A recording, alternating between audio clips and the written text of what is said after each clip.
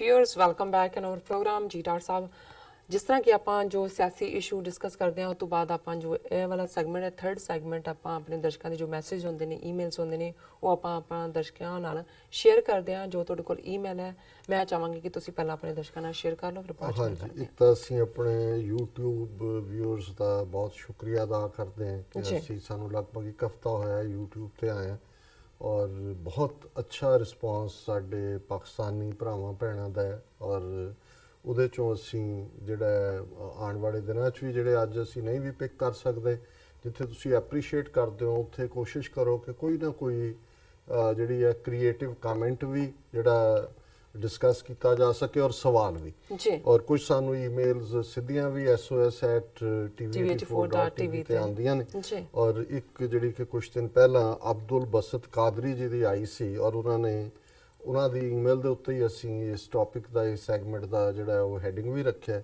ਦਾ new beginning ਔਰ ਉਹਦੇ 'ਚ ਉਹਨਾਂ ਨੇ ਕਿਹਾ ਅਸਲਾਮ ਅਲੈਕਮ ਔਰ ਉਹਨਾਂ ਨੇ ਪੰਜਾਬੀ 'ਚ ਵੀ ਸਤਿ ਸ੍ਰੀ ਅਕਾਲ ਲਿਖਣ ਦੀ ਗੁਰਮੁਖੀ 'ਚ ਲਿਖਣ ਦੀ ਕੋਸ਼ਿਸ਼ ਕੀਤੀ। ਉਹਨਾਂ ਨੇ ਕਿਹਾ sorry for any mistake as I am trying to learn Punjabi और Gurmukhi script उन्होंने type किया है।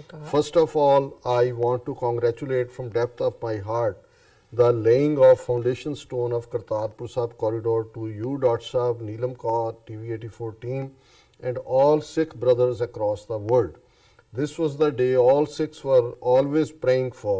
It's like a dream come true. Qadri Sahib बहुत तुहाडा शुक्रिया ਔਰ ਇਹਦੇ 'ਚ ਕੋਈ ਸ਼ੱਕ ਨਹੀਂ ਹੈ ਕਿ 70 ਸਾਲ ਤੋਂ ਸਿੱਖ ਦੋ ਵੇਲੇ ਦੀ ਦੁਆ ਦੇ ਵਿੱਚ ਅਰਦਾਸ ਦੇ ਵਿੱਚ ਇਹੀ ਅਕਾਲ ਪੁਰਖ ਤੋਂ ਅੱਲਾਹ ਤਾਲਾ ਤੋਂ ਮੰਗਦੇ ਸੀ ਕਿ ਸਾਨੂੰ ਇਹ ਫ੍ਰੀ ਐਕਸੈਸ ਜਿਹੜੀ ਹੁਣ ਕੋਰੀਡੋਰ ਦੇ ਰੂਪ 'ਚ ਕਰਤਾਰਪੁਰ ਸਾਹਿਬ ਦੀ ਮਿਲੀ ਆ ਹੋਏ ਬਹੁਤ ਸ਼ੁਕਰੀਆ। ਫਿਰ ਉਹਨੇ ਕਿਹਾ last time when I was sending my email by then I was informed by my source that cabinet just decided to streamline the corridor's plan and will announce it later. Even that was 100% authentic source and once I thought to share that news with you but I couldn't as I didn't want to raise your expectations. So Qadri Sahib shukriya ਤੁਹਾਡੇ source ਨੇ ਤੁਹਾਨੂੰ ਖਬਰ ਇਹ ਪਹੁੰਚਾਈ ਸੀ ਔਰ eventually ਇਹ ਜ਼ਰੂਰੀ ਹੁੰਦਾ ਹੈ ਮੈਂ ਸਮਝਦਾ ਹਾਂ ਕਿ ਵੀ confidentiality ਵੀ ਰਹਿਣੀ ਚਾਹੀਦੀ ਹੈ ਕੁਝ ਚੀਜ਼ਾਂ ਦੀ ਔਰ ਜਿਵੇਂ ਇਹ ਸਡਨਲੀ ਹਾਲਾਂਕਿ ਐਫਰਟ ਤਾਂ ਜਾਂ ਮੰਗ 70 ਸਾਲ ਤੋਂ ਦੁਆ ਦੇ ਵਿੱਚ ਵੀ ਸੀ ਐਫਰਟ ਵੀ ਉੱਥੇ 1999 ਤੋਂ ਬਾਅਦ ਅਲੱਗ-ਅਲੱਗ ਹਕੂਮਤਾਂ ਸਿਸਟਮ ਨੇ ਕੀਤੇ ਪਰ ਇਮਰਾਨ ਖਾਨ ਸਰਕਾਰ ਦੇ ਹੀ ਹਿੱਸੇ ਆਇਆ ਜਨਰਲ ਬਾਜਵਾ ਦੇ ਕਿ ਉਹ ਇੱਕੋ ਪੇਜ ਤੇ ਆਏ ਔਰ ਇਹ ਜਿਹੜਾ ਤੋਹਫਾ ਹੈ ਇਸ ਕੌਮ ਨੂੰ ਉਹਨਾਂ ਨੇ ਦਿੱਤਾ।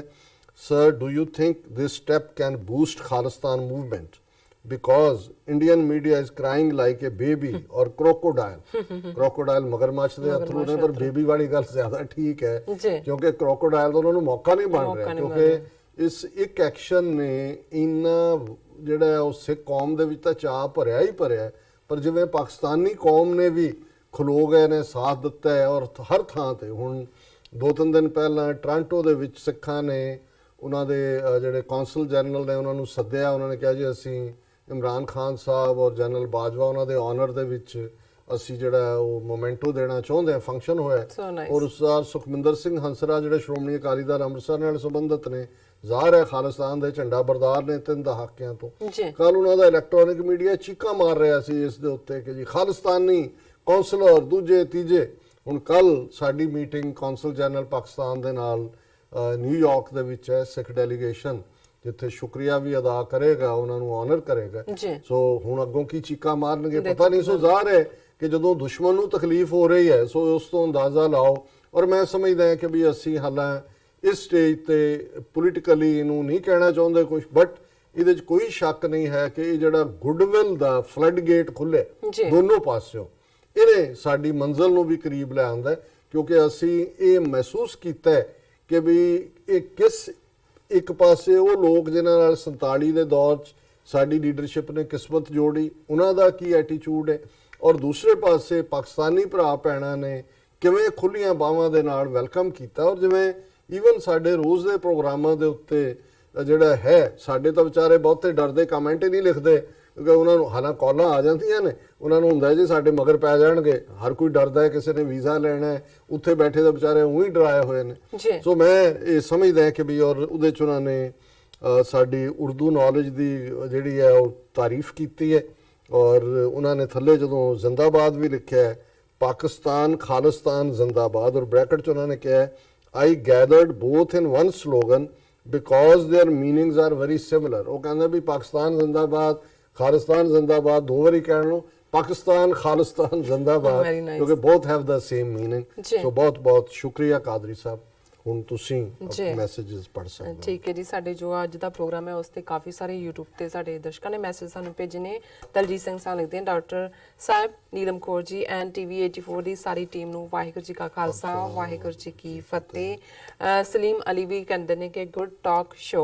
एंड नज़ीर जट साहब लिखते हैं, डॉक्टर साहब आपका शो बहुत अच्छा है, अल्लाह ताला आपको लंबी जिंदगी दे, खालसा जिंदाबाद उन्होंने किया है। बहुत शुक्रिया। और रियाज मुदस्सर भी उन्होंने काफ़ी सारे मैसेज ने कहते हैं, डॉक्टर साहब this can not be a friend of Hindu.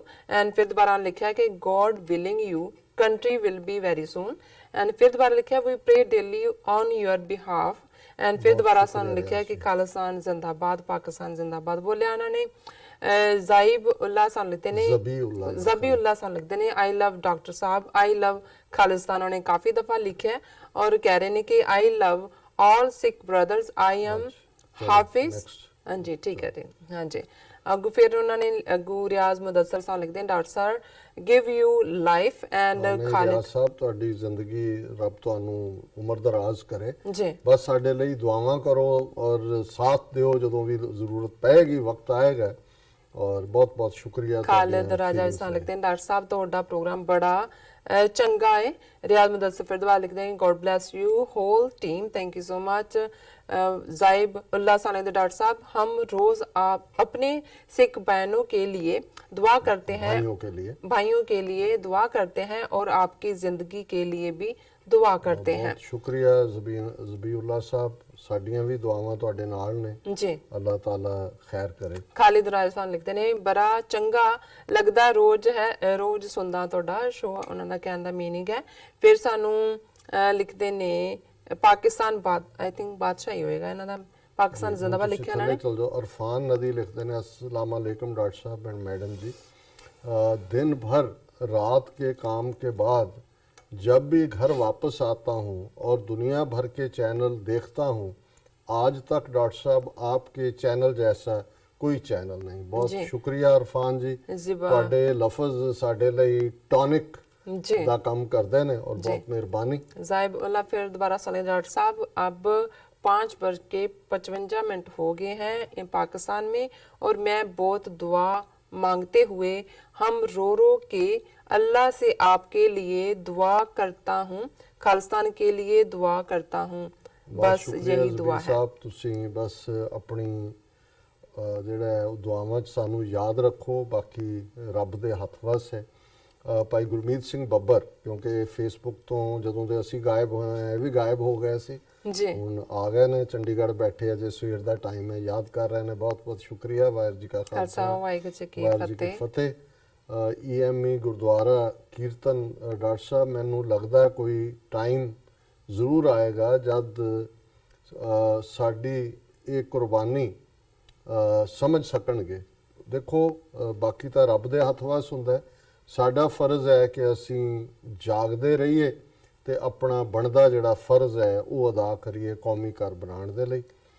ਦਰਵੇਸ਼ ਦਰ ਈ ਖੁਦਾ ਸਾ ਲਿਖਤੇ ਨੇ, ਆਮ Janjua Rajput Muslim but I have no doubt Afghanistan Uzbek Mughals ਵਾਰ ਲੁਟੇਰੇ ਨਾਨਕ ਪੀਰ ਜੀ ਦੇ। ਦੇਖੋ ਕੋਈ ਵੀ ਇਹਦੇ 'ਚ ਕੋਈ ਸ਼ੱਕ ਨਹੀਂ ਹੈ ਕਿ ਜਿਹੜੇ ਬਾਹਰੋਂ ਆਣ ਕੇ ਹਮਲਾ ਕਰਕੇ ਲੁਟੇਰਿਆਂ ਦਾ ਰੋਲ ਅਦਾ ਕਰਦੇ ਰਹੇ ਉਹ ਲੁਟੇਰੇ ਹੀ ਨੇ, ਪਰ ਜਿਵੇਂ ਮੈਂ ਨਬੀ ਖਾਨ, ਗਨੀ ਖਾਨ ਜਾਂ ਸ਼ੇਰ ਮੁਹੰਮਦ ਖਾਨ, ਇਹ ਸਾਰੇ ਪਠਾਨ ਨੇ ਜਿਨ੍ਹਾਂ ਨੇ ਗੁਰੂ ਗੋਬਿੰਦ ਸਿੰਘ ਸਾਹਿਬ ਦਾ ਸਾਥ ਦਿੱਤਾ।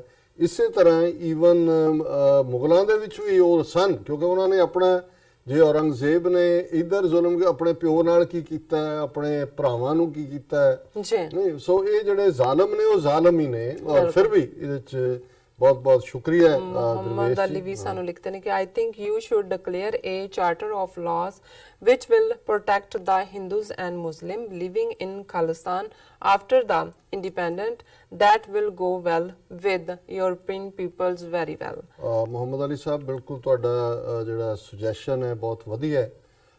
ਅਸੀਂ ਜਦੋਂ ਹੁਣ ਵਰਲਡ ਸਿੱਖ ਪਾਰਲੀਮੈਂਟ ਨੂੰ ਅੱਗੋਂ ਐਕਸਪੈਂਡ ਕਰਾਂਗੇ ਉਹਦੇ ਕਨਸਟੀਟਿਊਸ਼ਨ ਦੇ ਵਿੱਚ ਅਸੀਂ ਇਸ ਮੱਧ ਨੂੰ ਵੀ ਜਿਹੜਾ ਸਿੱਖ ਨੂੰ ਵੀ ਜ਼ਰੂਰ शामिल करेंगे। जी अरफान नदी सा लिखते हैं देखा सब झूठ और फसाद फैलाने वाले चैनल हैं। आपका वाहिद चैनल है जो हर दिन हर डेट के लहागे से इंफॉर्मेशन देता है। अल्लाह आपको लंबी जिंदगी दे और मैडम जी को भी thank you so much. Irfan साहब बहुत बहुत शुक्रिया और मेरा ख्याल है ਅਸੀਂ ਹੁਣ ਬ੍ਰੇਕ ਲੈ ਲੈਣੇ ਆ। व्यूअर्स मिलते हैं छोटे ਜਿਹੇ ब्रेक तो बाद।